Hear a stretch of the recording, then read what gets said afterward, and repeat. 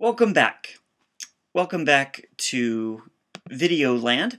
In this video, we are going to start getting into Mark's use of the Old Testament. And even more than Mark's use of the Old Testament, we are going to be getting into the way that the Old Testament narrative and expectation, the big story of the Old Testament, especially as it's told in the book of Isaiah, provides the framework for understanding Mark's Gospel, or so it would seem. This is the first of three sections in our study of Mark. It is on Isaiah's new Exodus, and I'm taking that terminology from a book by Rick Watts that you'll see referenced in your readings. The second section of our study of Mark's use of the Old Testament is going to be on Daniel 7 and the Son of Man, and then the third is going to be on the Psalms of Lament, especially in the Passion narrative. And maybe when we get to the end of it all, there'll be time for us to think about how do all three of these things fit together. But for now, let's dive into Mark's use of the Isaiah tradition. And this is the reason why we start with the Isaiah's new Exodus theme. It's the way that Mark's gospel begins. Mark 1 talks about this, I think the whole story being about unfolding according to the way it's written in the book of Isaiah. This is how Mark starts, Mark 1:1. The beginning of the gospel of Jesus Christ, the Son of God. As it is written in Isaiah the prophet, Behold, I send my messenger before your face, who shall prepare your way. The voice of one crying in the wilderness, Prepare the way of the Lord, make his paths straight. Mark 1 will go on to tell us about the ministry of John the Baptist. So one way to take this is that this is simply a quote that's introducing what's about to unfold with John the Baptist as one who's preparing the way for Jesus. And we're going to talk about some of those big picture things in a few minutes. But before we do that, I want us to dig into and pull apart the citation itself. Mark introduces the quote by telling us, as it's written in Isaiah the prophet. What I've done here is on the left side of your screen is a quotation from Mark. This is what he quotes. Behold, I send my messenger before your face who will prepare your way, the voice of one crying in the wilderness. So over here on the left side of the screen. On the right side of the screen, in the right-hand column, I've pasted Isaiah 40, 1 through 3. Both of these are from the old school RSV translation. It says, cry out to her that her warfare is ended, that her iniquities pardoned. She's received from the Lord's hand double for all her sins. A voice cries, in the wilderness, prepare the way of the Lord. Make straight in the desert a highway for our God. Desert and wilderness might be the same word there as well, but part of the point here is for us to see that although Isaiah 40 is going to be very important in understanding what's going on in Mark, the whole quotation is not, in fact, from Isaiah. Where does this other part of the quotation come from? Let's have a look. Oops. Before we do that, let's look at what does come from Isaiah 40, I want us to see that in the Greek from the Septuagint, Isaiah 40 verse 3 is pretty much identical to what we find in Mark chapter 1. Phone boontos inte eremo, a voice calling in the wilderness. You can see that it's identical over here in the Greek. Hetoimasate tein hodon kuriou, hetoimasate tein hodon kuriou. That's prepare the way of the Lord. Eutheas poieta tas tribus autou, make his way straight, and it's identical over here as well. Eutheas poieta tas tribus, right up until the end of Isaiah 40, which rather than saying autou, which means his, says of our God. So whereas Mark says prepare his way, Isaiah 40 says prepare the way of our God. A question that we're going to have to wrestle with is Mark envisioning this arrival of Jesus as the arrival of God himself in some sense, or is Jesus more the messenger, or a different way that for God to be present? So that's something we'll keep in mind. But for now, to notice that when Mark does quote from Isaiah, he quotes fairly directly. All right, let's see what we have next. What we have next is now starting to wrestle with the first part of the citation. It begins with this: "Behold, I send my messenger before you," or "Behold, I send my messenger before your face, who will prepare your way." This is language that is nearly identical to something that we find in Exodus chapter 23. In Exodus chapter 23, God is making a promise to the people as he sends them into the land of Israel. And he's saying, I'm going to send an angel or a messenger ahead of you, and he's going to guard you, he's going to bring you into the land, and you need to listen to him. Do not rebel against him. So this is a messenger who's going ahead, perhaps to fight for the people, perhaps to speak for the people in God's name. It's unclear. Maybe this could be a heavenly angel. It could be a human messenger like Joshua.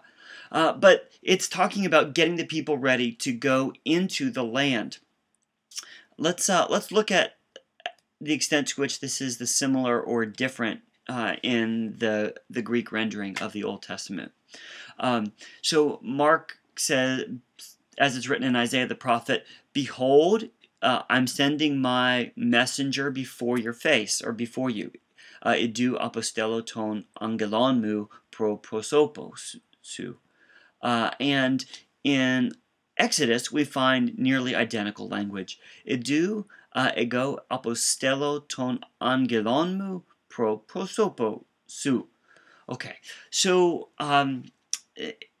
in sort of the same extent to which Isaiah 40 is well represented in the latter half of the quote, we find Exodus 23 fairly well identifiable here in the first part of the quote. And you notice also that in the Greek, the language is that he's going to guard you in the way. So there's that way language or road language, whereas in Mark it says that he's going to prepare your way or your road, tein horon su. So there's that parallel. And then the language from Isaiah 40 of the voice crying in the wilderness, there's also language of the voice being present in Exodus 23. So there is some overlap between these passages, between the Isaiah text and the Exodus text. And in fact, this is something that we're going to have to think a good bit more about in terms of Isaiah itself, where Isaiah in chapter 40 and following is doing an extended discussion of Israel's future in terms of a new Exodus. Exodus is about the people being brought up out of the land of Egypt, out of their house of slavery. And it's not simply about the freedom that they get when they leave Egypt. It's also about the re-entry into the land on the other side. This becomes the defining marker of the story of God's people. This is the salvific act. What makes Israel Israel in the Old Testament? They're the people whom God brought out of Egypt with a mighty hand and an outstretched arm. Well, as the story goes on, as you know, the people of Israel end up in exile. And exile then becomes this anti-Exodus moment. From being a free people on their own land, they are deported once again to be slaves in a foreign land. But the Exodus story continued to shape the imaginations of God's people. So when they started thinking about what is our life going to be like when we're in exile and what's our life going to look like after exile, they start using Exodus imagery to talk about their expectations for what God is going to do in the future. So when Isaiah or Jeremiah start talking about what the future of Israel is going to be, they use the language of the people being brought through the wilderness, of water springing up in the wilderness, of God shepherding his people through the wilderness to bring them back into the land. Isaiah 40 and following is a new Exodus prophecy, a prophecy that the God who had his people in slavery in Egypt but brought them out with a mighty hand and an outstretched arm, who ransomed them from their captivity, would be their ransomer again. And we'll get to that ransom language in just a few minutes as well. So the idea that an Exodus citation might be blended with an Isaiah citation is not entirely unexpected.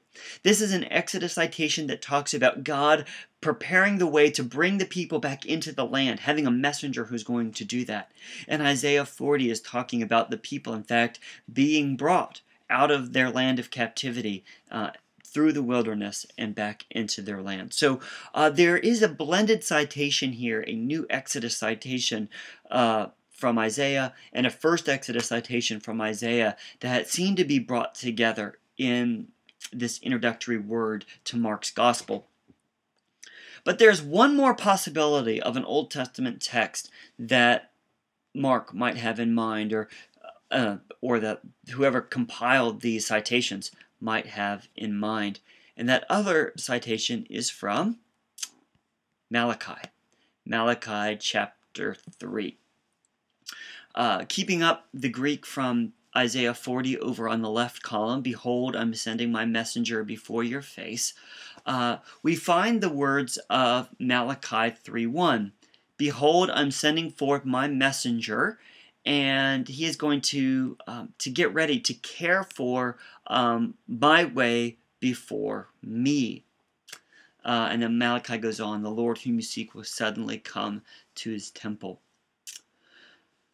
Here, the language is not as direct. You can see that the Greek form of the word to send is not simply apostello like it is in the left-hand column, but ex apostello. So there's a little bit of a difference.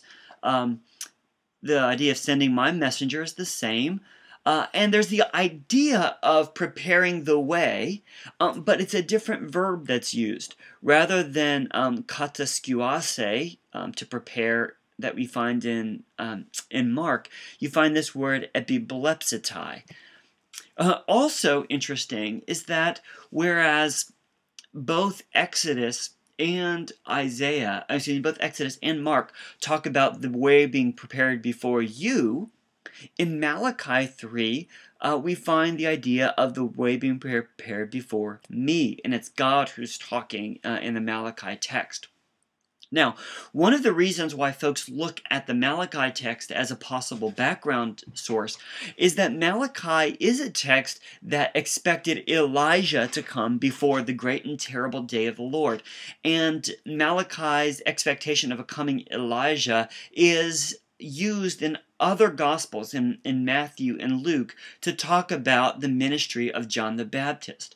So that's one reason that people look at Malachi 3:1 as another potential background text, preparing us as the reader for the following story is something that's not just hearkening back to Exodus traditions, but also back to the prophetic tradition of Malachi that's anticipating an Elijah figure that's going to get the people ready by washing and purifying them for the great and coming day of the Lord. Malachi has this in common with Isaiah. With Isaiah, Malachi is looking forward to a future in which God is going to act to rescue and to restore his people.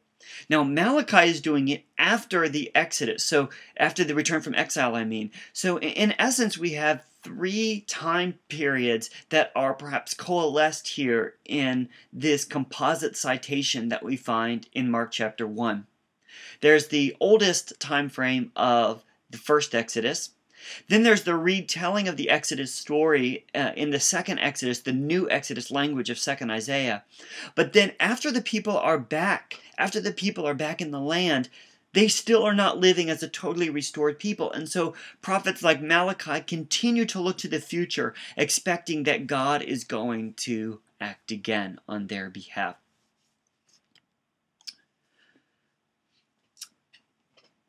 Mark begins, and he doesn't just cite these passages, he doesn't just cite the text. He invites us, I would suggest, to read his ensuing gospel story as something that is in conversation with Isaiah 40 and following. Isaiah 40 turns to the restoration from exile using New Exodus language. Isaiah 40 and following will talk about a path being made in the wilderness and flowers springing up in the wilderness, God shepherding his people back to the land.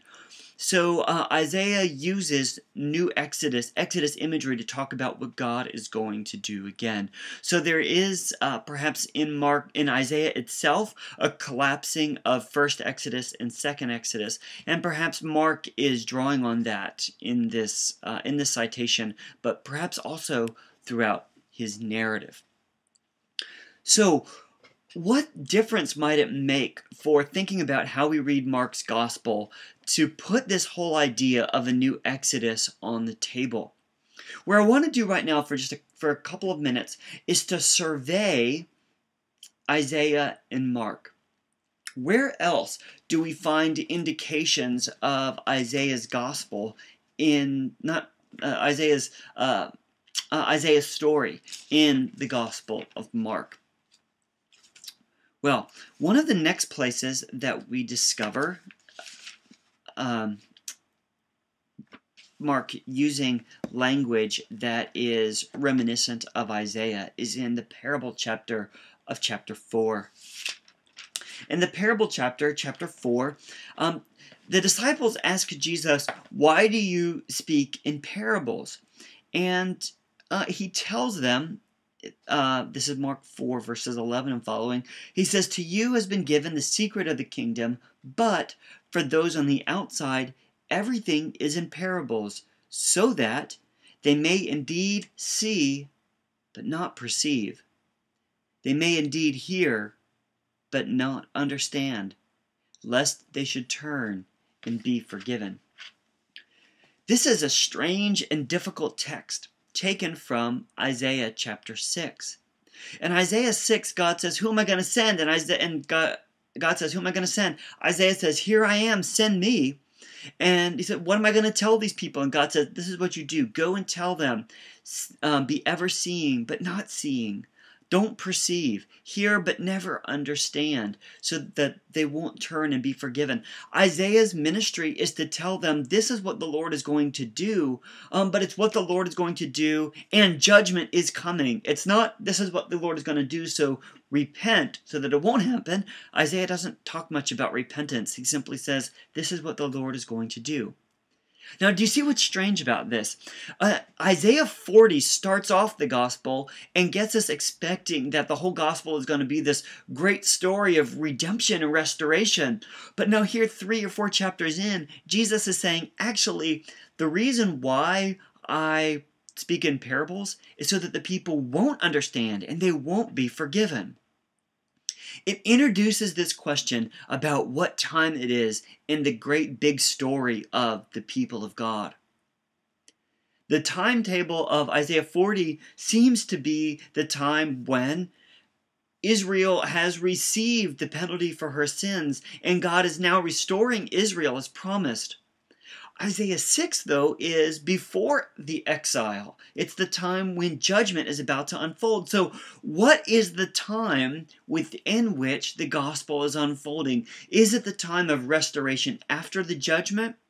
Or is it time for judgment to come again on the people of God? A second way that Isaiah finds its way into Mark's gospel is with the language of the servant and with the language of redemption. In Mark 10, there is something that's called the ransom saying. The Son of Man didn't come to be served, but to serve, and to give his life as a ransom for many. A number of scholars have looked at this passage, and you'll see this in your reading as well. They've looked at this passage and said, Jesus here is picking up on the servant tradition from 2nd Isaiah, a servant tradition that includes Israel being the servant of God, but also includes, especially in Isaiah 52 and 53, the idea that the servant is going to have to suffer and die. in order for Israel to finally be restored. You see what's going on in Isaiah? Isaiah 40 to 66, it's not simply a celebration of a transformed Israel being brought back into the land. It is a celebration of God's arrival and God's gathering up of his people. But as you read through those passages, you also find that Israel was not changed in the exile. God says things like, "Who is blind like my servant Israel?" There is a continuing need, perhaps for another great moment of judgment and purification in order for Israel to be saved. They have been brought back. And yet, as a people who are brought back, they're going to need to be purified again so that they can experience the fullness of God's salvation. So there is perhaps in the way that Mark depicts Jesus as one who has to suffer, and we're going to look at other possible sources of that, but especially in one who comes as a servant, one who serves, the idea of suffering and the need for something major to happen again, for God to save his people. Interestingly, the language of ransom, lutron, from Mark 10, is not found. It's not found in Isaiah 53, the great suffering servant passage. There's other parallel language of ransom, but not the word that Mark uses here in Mark 10. The verb for lutro, to redeem or ransom, is used in Isaiah. It's used of God. God is the one who is your ransomer, your redeemer, O Israel. Even this Israel that's been brought back to the land. So there is echoes of Isaiah in Jesus calling himself a servant, and the idea that Israel is going to have to be redeemed. And this is part of the story that Mark seems to be engaging as he goes through his telling of what's going on with Jesus. Another way that Isaiah finds its way into Mark, and that's in chapter 11. And this is where Jesus comes into the temple. When Jesus comes into the temple for the temple clearing, he says, "Is not my house to be a house of prayer for all people?" And this is a picture of the restored and glorified temple in Jerusalem serving its great cosmic function of being a house of prayer for all people. But Jesus says, it's not actually a house of prayer for all people. You have made it into a robber's den. Robber's den is an allusion to Jeremiah 7. And in Jeremiah 7, the message of the prophet is, because you have made this a robber's den, I'm going to destroy this temple. It will not be a safe place for you. You see the question of time coming up again. Is this the time of the great and glorious restoration from exile? In Mark 11, Jesus seems to be saying, no, it's supposed to be this great and glorious restored temple, but what you've made it is a Jeremiah 7 temple, a pre-exilic temple, a temple that is going to be destroyed in the judgment of God. What time is it in the great narrative of God's people, and how do the Isaiah allusions help us understand what kind of story Jesus is enacting? One more way that this early citation of Isaiah about preparing the way of the Lord helps lay the groundwork for understanding Mark's gospel. Especially in the second half of Mark's gospel, the way of the Lord becomes the way of the Lord Jesus on the way to Jerusalem, where he is going to suffer and die. And in fact, the language of the way finds itself concentrated in and around the passion predictions. When Jesus is on the road and he asks his disciples, who do you say that I am? What are you guys fighting about? What are you debating amongst yourselves? And in each case, chapter 8, chapter 9, chapter 10, Jesus goes on to say, look, I, as the Son of Man, am going to have to suffer and die. They are literally on the road to Jerusalem, and there he's going to die. And on the way, he's asking them these questions that are telling them that his way is nothing other than the road of death. And then chapter 11, he comes into Jerusalem, and the people are going before him in the way. So the way of the Lord becomes something literal, but also then figurative. It's literally the road Jesus is walking to Jerusalem, but it also comes to typify that Jesus' way in his ministry is the way of the cross, which culminates in Jerusalem. So there is a way of the Lord that's being prepared, a way that Isaiah has anticipated that is coming to fruition in Mark's gospel. So there are some questions then that this leaves us with, and I'll just put these out there as things to think about and things that you might discuss in your Moodle group. One question is, whose way are we reading about?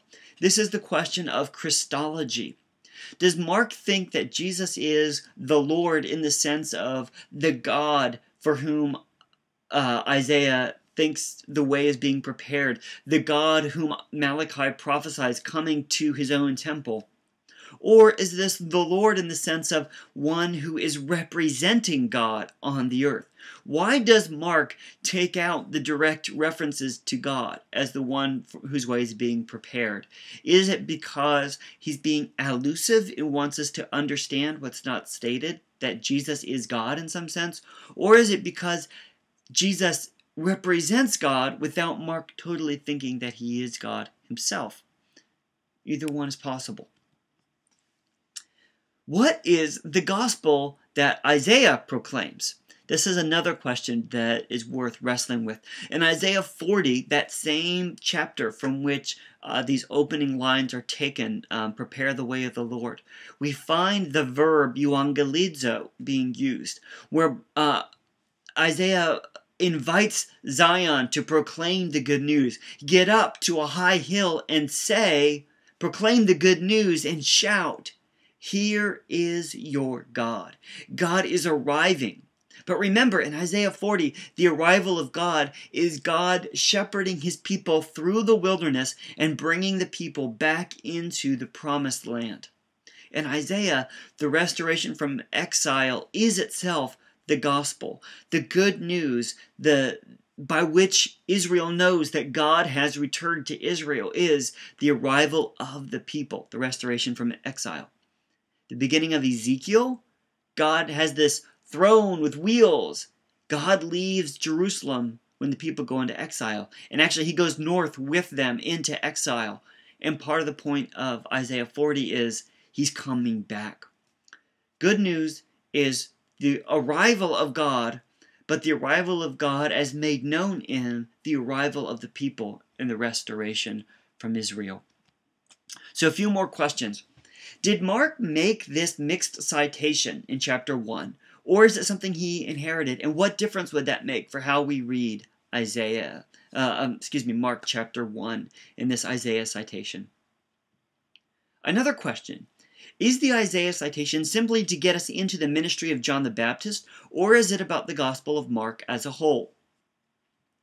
Another question. How much should the larger context and narrative flows of Old Testament passages impact our reading of Mark's Gospel? And maybe something that goes hand in hand with that, how much of Mark's Gospel should we be reading in conversation with these early citations? How much does larger context matter? There's going to be debate about that as you get into the material this quarter. Then, finally, does Mark use Isaiah in surprising ways? Are there things that Mark says about Isaiah that simply aren't what a first reader would expect? How does bringing Isaiah into this Mark context, how does building the Mark narrative and suffusing it with citations from Isaiah transform how we might read the Isaiah text itself? These are all questions that I ask to stir further thought, questions that we can discuss together as we get into our discussion groups over the course of the next couple weeks. Where you should go now is to your reading. Take a look at your book, your Stephen Moyes book, and those chapters on Isaiah. There's going to be some other things that are uploaded to Moodle that'll get you into thinking about Isaiah in particular as a source for Mark's Gospel, and how this particular set of Old Testament texts tells us about the theology of Mark in the story that he wants to tell.